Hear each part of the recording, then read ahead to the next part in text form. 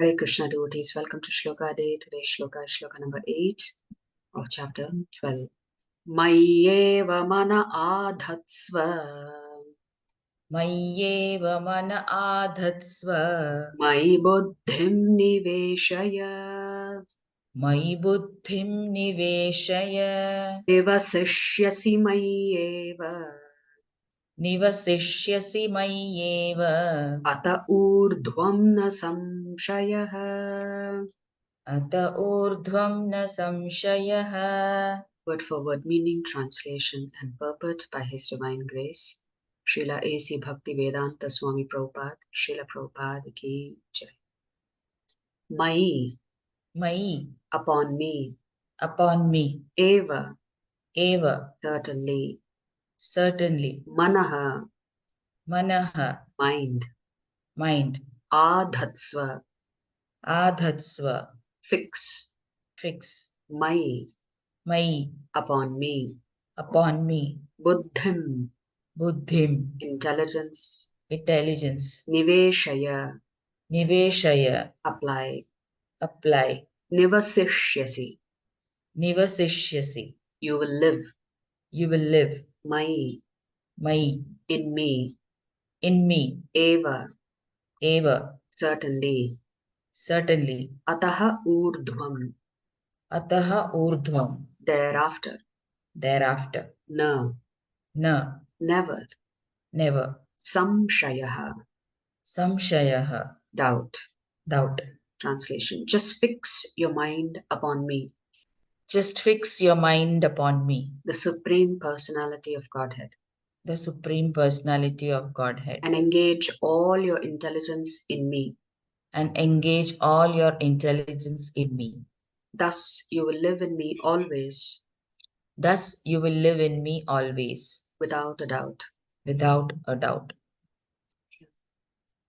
So, Prabhupada writes in the purport that one who is engaged in Lord Krishna's devotional service lives in a direct relationship with the Supreme Lord. So there is no doubt that his position is transcendental from the very beginning. A devotee does not live on the material plane. He lives in Krishna. The holy name of the Lord and the Lord are non-different. Therefore, when a devotee chants Hare Krishna, Krishna and his internal potency are dancing on the tongue of the devotee. When he offers Krishna food, Krishna directly accepts these eatables, and the devotee becomes Krishna-ized by eating the remnants. One who does not engage in such service cannot understand how this is so, although this is a process recommended in the Bhagavad Gita and in other Vedic literatures. So, worshipping the Brahman aspect of the Lord is an indirect relationship with the Lord. If you want a more direct and intimate relationship with the Lord, Prabhupada is saying, one has to only just chant the holy names of the Lord, offer him nice food, accept that as prasadam, and in this way slowly the devotee becomes Krishna-ized. Here, of course, the Lord is saying that one must always be thinking of him. That is how absorbed we should be in his service. His Grace Chaitanya Charan Prabhu says, first 6 chapters is a slow development which culminated in the process of bhakti, which means how does one move from karma yoga to bhakti yoga. Whereas in the last 6 chapters, in the middle 6 chapters, the 7th to 12th chapter, Krishna has talked about supremacy of bhakti in terms of it being the highest reality. And after that, Krishna is offering a descending ladder. Once it is concluded that bhakti is the best way, it is better than demigod worship, Ashtanga Yoga and Karma Yoga, Jnana Yoga, Vishwarupa Upasana, Brahma Upasana, then someone may think, oh, bhakti is the best. But am I qualified to practice bhakti?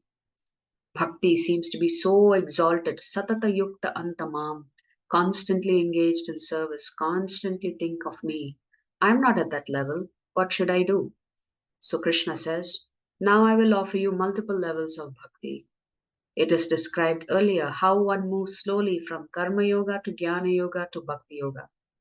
So if someone doubts that I am not qualified to do bhakti, so better I do something else, then I come to bhakti. Then Krishna says that actually bhakti can also be practiced at multiple levels. We can perform bhakti at the level we feel comfortable. And from there, we can rise upwards to the highest level. So Krishna is not going to offer a ladder of devotion, ladder of love. So 8 to 12 talk about this, where 12th is very complicated verse. So actually Krishna is offering a ladder of devotion, not offering. So from 8 to 10, it outlines a ladder of love that extends down to from the highest level. What is the highest level Krishna is talking about? Offer the mind and intelligence to Krishna entirely. Therefore, you're always thinking of him, and when you're always thinking of Krishna, you're living with Krishna. What is the alternative if you can't do this?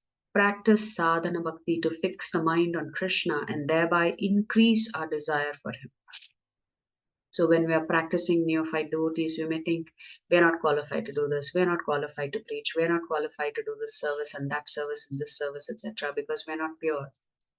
The objective is not that you become pure first and only then you can do service. If that's the case, nobody will have any seva with the Lord.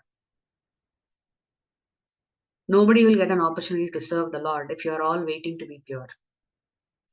That means you have to wait to go to the spiritual world before you can take seva. Actually, seva itself is purifying. We may be full of anarthas, we may not be chanting properly, we may be having so many other material thoughts. But why are we giving devotees an opportunity to do seva?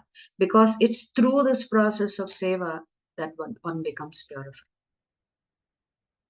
So in addition to hearing and chanting, one must be engaged in seva. How else are you going to express your love for Krishna if you're not engaged in seva? If you keep declining seva because you think you're not pure, well, welcome to our world. Nobody is pure. Therefore, sadhana bhakti is another option that Krishna is giving to us. Through the process of sadhana bhakti, as we try to follow the instructions of the spiritual master, our desire for Krishna will grow, and as our desire for Krishna grows, our anarthas will also subside. If we can't do that, Krishna says we should work for him, which will come in the upcoming shlokas.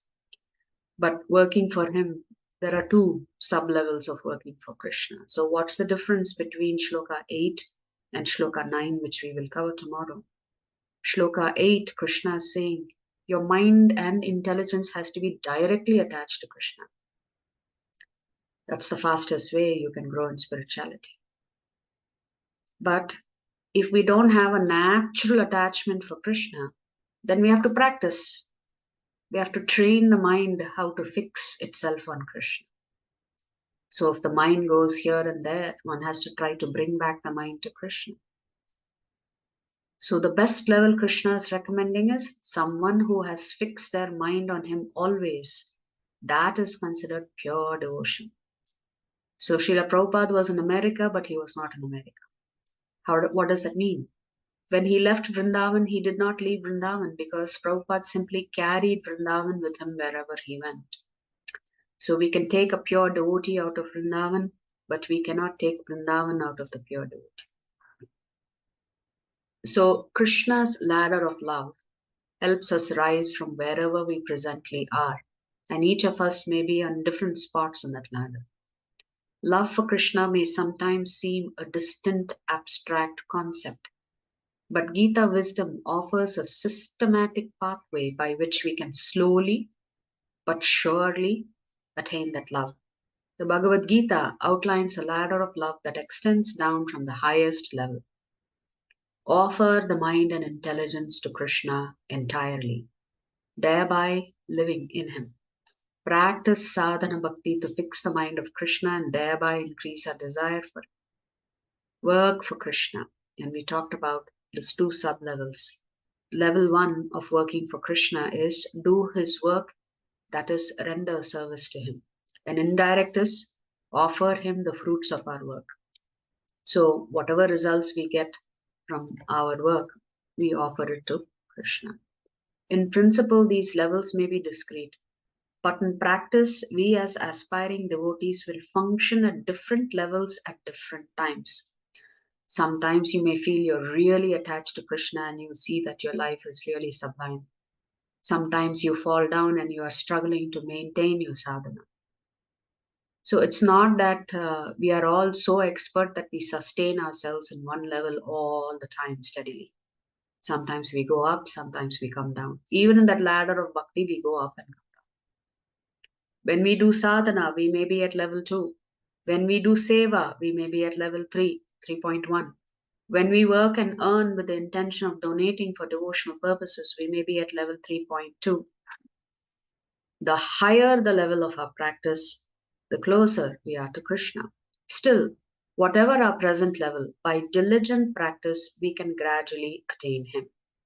Even if our present level is way below these levels, even if we are not on this ladder that Krishna is talking of devotion, still the Gita in 18.56 indicates that we can begin practicing devotion from wherever we presently are, and we will rise to higher levels. So we have to have faith that we will improve, that Krishna will help us. Levels like these are expanded and elaborated in the Bhakti Rasamrita Sindhu, a 16th century devotional classic. By studying such levels, we can recognize where we are and where we are going. This understanding will bring clear direction and tangible ambition to our devotional practices. It's a very important point, thereby inspiring us to enthusiastically rise towards Krishna. We should also have an ambition that we want to become a better devotee. Simply saying that we are not a good devotee is not enough. We have to absolutely take part in understanding where we are and try to make progress. So essentially, even in spirituality, we have to set goals. If we don't set goals, how will we know how well we are performing and whether we are on the right path or not? So essentially, Krishna is saying the highest form is to just fix our mind on Him, engage all our intelligence in Him. And in this way, you're already in Golok Vrindavan. You don't have to physically be there. Krishna is always there with you. Krishna says, I reside in my devotee. There's no doubt about that. So Krishna is saying, you don't have a doubt. When you reach the stage, you should understand that I am already there with you. If you like our videos, please subscribe to our channel and turn on the bell notification. If you'd like to join our classes every day, please check the details in the description section of this video. We look forward to serving you.